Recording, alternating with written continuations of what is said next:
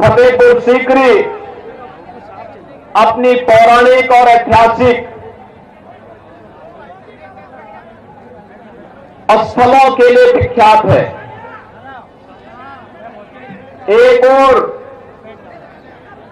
देवादिदेव महादेव बाबा बटेश्वर नाथ का पवित्र धाम इस लोकसभा सीट में है, वहीं साथ ही साथ ऐतिहासिक पृष्ठभूमि से जुड़े हुए अनेक ऐसे स्थल जो देश और दुनिया को अपनी ओर आकर्षित करती है, वह भी इस लोकसभा सीट में स्थित है।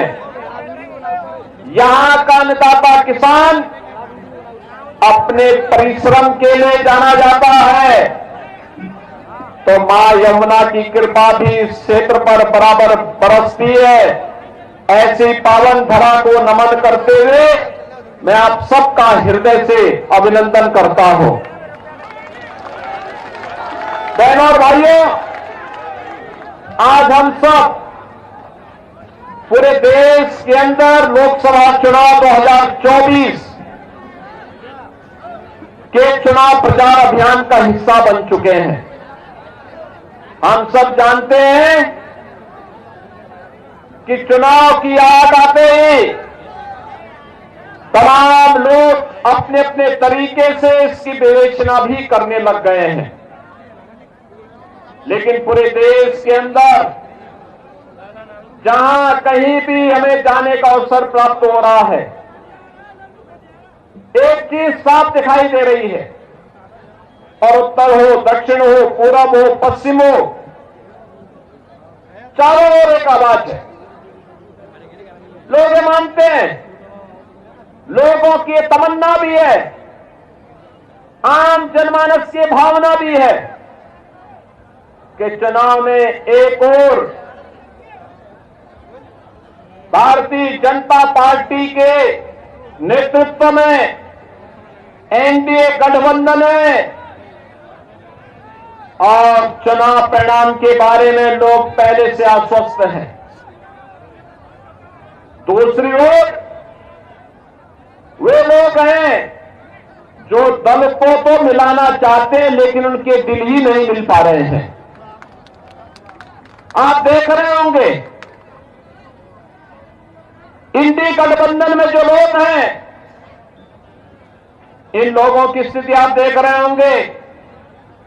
वेस्ट बंगाल में टीएमसी ने अपने सभी प्रत्याशी दे दिए, कांग्रेस के लिए एक भी सीट नहीं छोड़ी, लेकिन वो इंडी गठबंधन का हिस्सा है। केरल में कम्युनिस्टों ने कांग्रेस के साथ कोई गठबंधन नहीं किया, लेकिन वहां इंडी गठबंधन का हिस्सा अपने आप को कह रहा है। ऐसे ही महाराष्ट्र के अंदर देखने को मिल रहा है, और ऐसे ही अलग अलग क्षेत्रों में जब इनको प्रत्याशी नहीं मिल पा रहे हैं, तो सपा का प्रत्याशी कांग्रेस में जा रहा है, कांग्रेस का सपा में जा रहा है, और तब जोड़ तोड़ करके किसी प्रकार से ये लोग चुनावी अखाड़े में अपना दांव आजमाने का कार्य कर रहे हैं। आपने देखा होगा पूरे देश के अंदर लोग आश्वस्त हैं, और आश्वस्त इस बात के लिए भी है क्योंकि मोदी जी के नेतृत्व में जो कार्य पिछले 10 वर्षों में हुआ है, ये चुनाव उन कार्यों के प्रति कृतज्ञता ज्ञापित करने के लिए भारत की जनता जनार्दन के द्वारा फिर तीसरी बार मोदी जी को आशीर्वाद दिया जाना है। और इसके लिए जनता भी आश्वस्त है कि मोदी जी के नेतृत्व में भारतीय जनता पार्टी फिर से तीसरी बार सरकार बनाएगी, कोई संदेह नहीं होना चाहिए। बहनों भाइयों, आज पहला चुनाव है 18वीं लोकसभा का, जिसके परिणाम के बारे में जनता स्वस्थ है।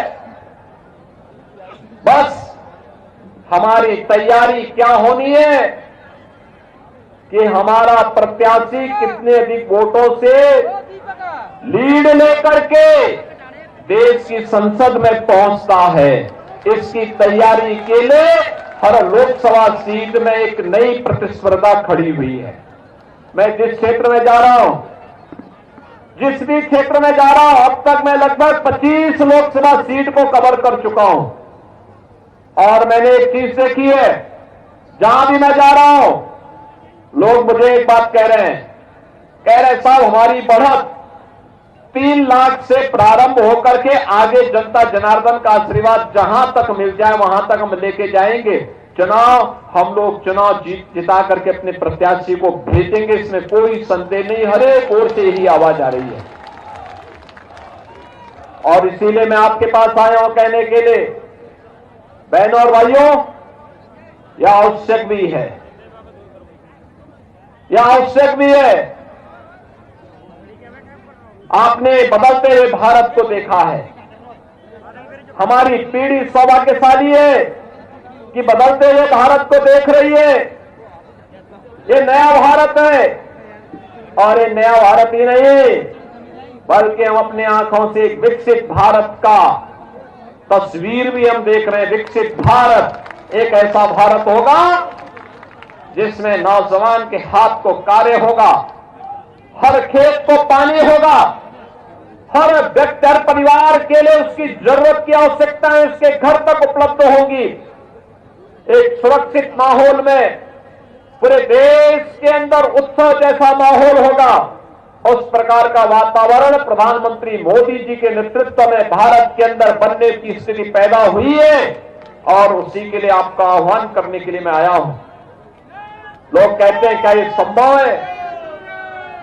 बहनों और भाइयों, 2014 के पहले के भारत को भी आप देखते थे, जो असंभव था उसे ही संभव बनाने के लिए मोदी जी प्रधानमंत्री बने हैं। जो लोगों के लिए था कि ये नहीं हो सकता है, मोदी जी ने उसी को संभव बनाया है। कोई एक स्कीम आप उठा के देख लीजिए।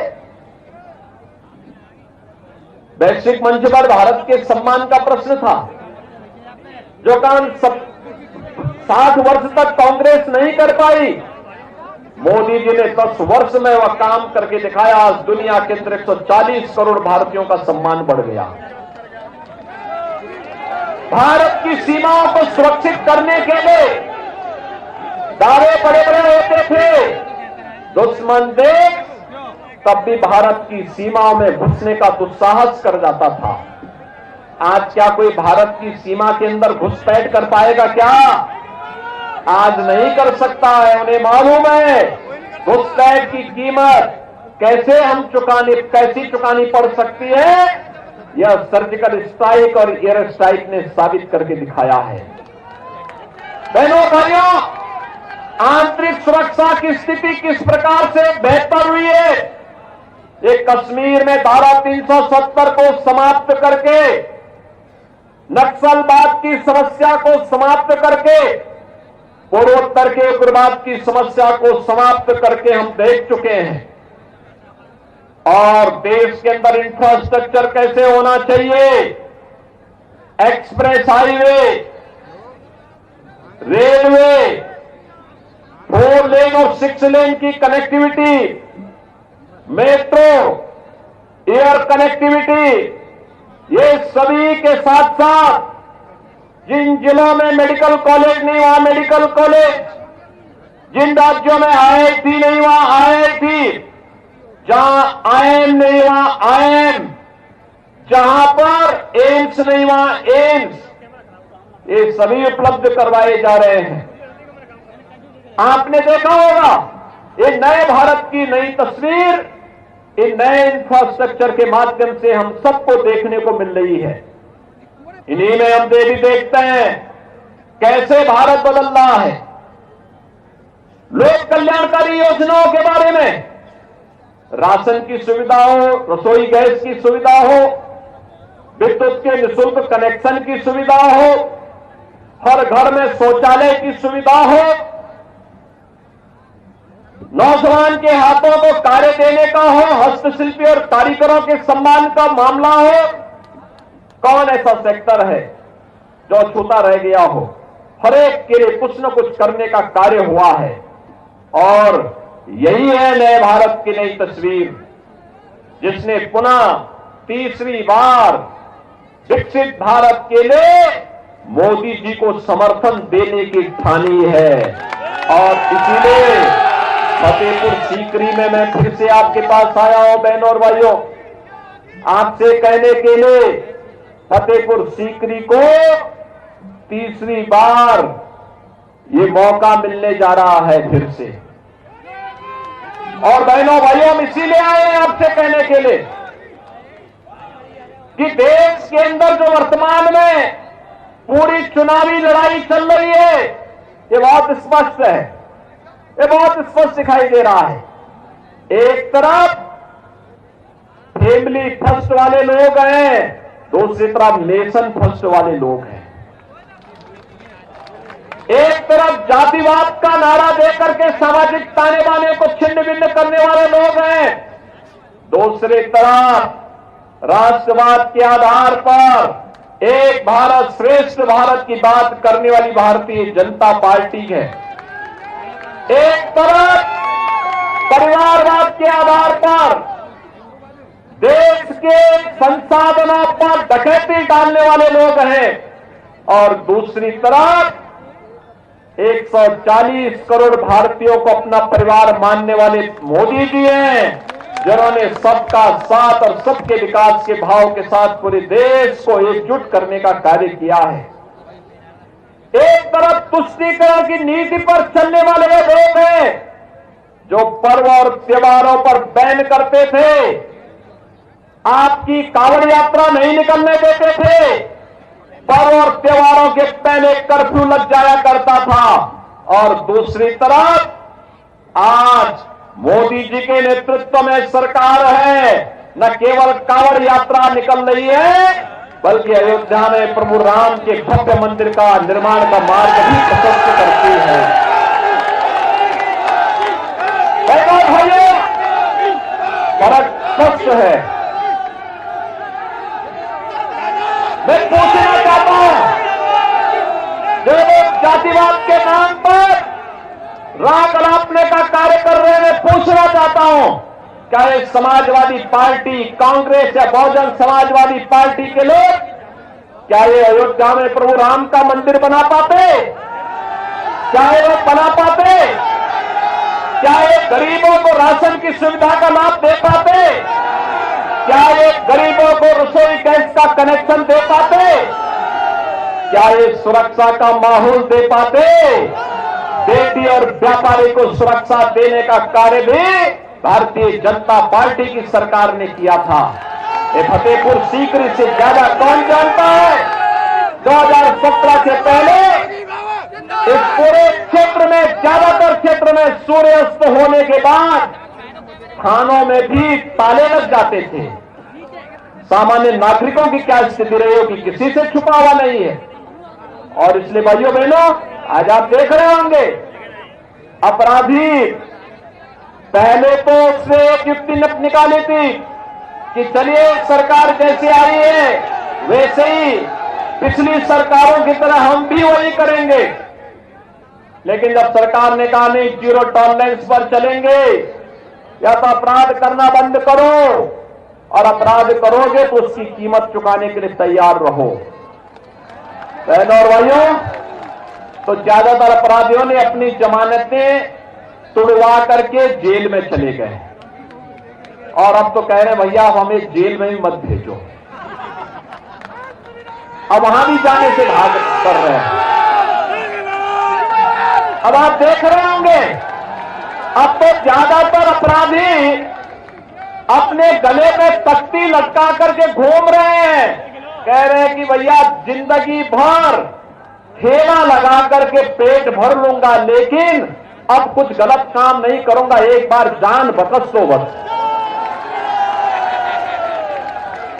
बहनों और भाइयों, ये कानून का भय अगर अपराधी और माफियाओं के ऊपर न हो तो गरीबों का, सामान्य नागरिकों और व्यापारियों का ये अपराधी और माफिया जीना हराम कर देंगे। और इसीलिए उत्तर प्रदेश जैसे राज्य में जहां हर दूसरे दिन एक दंगा होता था, कांग्रेस और समाजवादी पार्टी के दंगा पॉलिसी और कर्फ्यू की पॉलिसी को जो प्रदेश झेला हो, उस प्रदेश में अब दंगा नहीं चलेगा, कर्फ्यू नहीं चलेगा, वह प्रदेश अब उपद्रव बर्दाश्त नहीं करेगा, वह प्रदेश अपने परंपरागत उत्सव के साथ जुड़ेगा और उत्सव के साथ जुड़ने के लिए ही हम आपके पास आए हैं। ये उत्सव प्रदेश अब मोदी की गारंटी पर विश्वास करता है। मोदी जी की गारंटी वही है जो 100% होने की गारंटी देता हो। मोदी जी की गारंटी यही है जहां पर 12 करोड़ गरीबों को, गरीब किसानों को प्रधानमंत्री किसान सम्मान निधि का सौगात मिल जाता है। ये मोदी गारंटी है। 4 करोड़ गरीबों के सिर को ढकने के लिए आवास मिलता है। 12 करोड़ परिवारों यानी 60 करोड़ लोगों को देश के अंदर 5 लाख रुपए की स्वास्थ्य बीमा का कवर मिलता है। 12 करोड़ परिवारों के घर में एक शौचालय बन जाता है। बहनों और भाइयों, 80 करोड़ गरीबों को देश के अंदर फ्री में राशन की सुविधा का लाभ मिलता है। यही है मोदी की गारंटी, 100% होने की गारंटी, जो नारी गरिमा का भी सम्मान करती है, देश की सुरक्षा और संप्रभुता का भी ध्यान रखती है और अयोध्या में राम मंदिर के निर्माण के लिए भी पूरी प्रतिबद्धता के साथ कार्य करती है। और इसीलिए हम सब आपके पास आए हैं। अब मोदी जी ने अमृत काल में भारत को एक नया संकल्पना दी है और वह है विकसित भारत की। बहनों और भाइयों, विकसित भारत बनेगा तब जब उत्तर प्रदेश विकसित होगा और उत्तर प्रदेश तब विकसित होगा जब आगरा और फतेहपुर सीकरी भी विकसित होगा। और आगरा और फतेहपुर सीकरी तब विकसित होगा जब यहां पर कमल चुनाव चिन्ह से प्रत्याशी विजयी बनकर के देश की संसद में जाएंगे। राजकुमार चाहर को भारतीय जनता पार्टी ने अपना प्रत्याशी बनाया है। भारतीय जनता पार्टी के अलावा राष्ट्रीय लोक दल, निषाद राज पार्टी, अपना दल और सुहेलदेव राजभर पार्टी ने भी उन्हें अपना समर्थन दिया है। आज मैं आपके पास आया हूं आपका आह्वान करने के लिए कि बहनों और भाइयों, राजकुमार चाहर अन्नदाता किसानों की समस्या को लेकर के पूरे देश के अंदर अन्नदाता किसानों के लिए कार्य कर रहे हैं। उन्होंने अपना पूरा जीवन अन्नदाता किसानों के लिए समर्पित किया है। मैं देखता हूं महाराष्ट्र के अंदर है, कर्नाटक के अंदर है, मध्य प्रदेश, छत्तीसगढ़, राजस्थान, बिहार, वेस्ट बंगाल, उड़ीसा, असम, तेलंगाना, इन सभी राज्यों में जाकर के अन्नदाता किसानों की समस्या को लेकर के देश के अंदर राष्ट्रीय नेतृत्व के सामने रखना और फिर उन समस्याओं का समाधान का रास्ता निकलना, जहां से प्रधानमंत्री कृषि सिंचाई योजना भी निकलती है और जहां से प्रधानमंत्री किसान सम्मान निधि की सौगात भी हमारे अन्नदाता किसानों को प्राप्त हुई है। और इसलिए बहनों भाइयों, आज के दिन पर यह आपका सौभाग्य है, राजकुमार चाहर जैसा जुझारू कार्यकर्ता आपके बीच में सांसद पद का प्रत्याशी बनकर के आया है। उनको प्रत्याशी पार्टी ने बनाया है और पार्टी ने आपके सामने उनको दिया, प्रस्तुत किया है। यह यहाँ के विधायकों की, यहाँ के पदाधिकारियों की, यहाँ के प्रबुद्धजनों की और यहाँ की जनता जनार्दन की से मैं अपील करूंगा कि हमारे जनप्रतिनिधियों की जिम्मेदारियों के साथ वे अपना आशीर्वाद दें।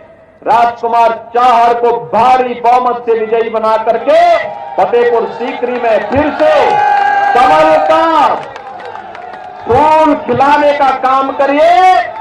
और मैं आपको आश्वस्त करता हूं, विकास के पैमाने पर जिन मुद्दों को यहां पर राजकुमार चाहर ने आपके सामने रखा है, हर घर नल योजनाएं यहां दी जा चुकी है। सड़क के लिए जो भी प्रस्ताव जहां से आया था, सारे प्रस्ताव यहां के स्वीकृत हुए हैं। और विकास के लिए कहीं भी आपको इधर उधर ताक झांक नहीं करना पड़ेगा, बल्कि सीधे सीधे विकास का कार्य इस क्षेत्र में आएगा, क्योंकि इस क्षेत्र का संबंध तो पूर्व प्रधानमंत्री सदैव अटल बिहारी वाजपेयी जी से भी है। बटेश्वर में मुझे कई बार आने का अवसर प्राप्त हुआ। आपने देखा होगा आज वहां सदैव अटल जी की स्मृतियों को जीवंत बनाए रखने के लिए कितना अच्छा कार्य हुआ। और यह कार्य, सुंदरीकरण का कार्य ही भारतीय जनता पार्टी के अभियान का हिस्सा है। और उसी अभियान के लिए आप सभी से चुनाव प्रचार अभियान का शुभारंभ हो रहा है। घर घर जाकर के राजकुमार चाहर बन करके मोदी जी के लिए तीसरा कार्यकाल मांगिए, क्योंकि मोदी जी के तीसरे कार्यकाल के पहले 3 वर्ष में ही भारत दुनिया की तीसरी बड़ी अर्थव्यवस्था बने।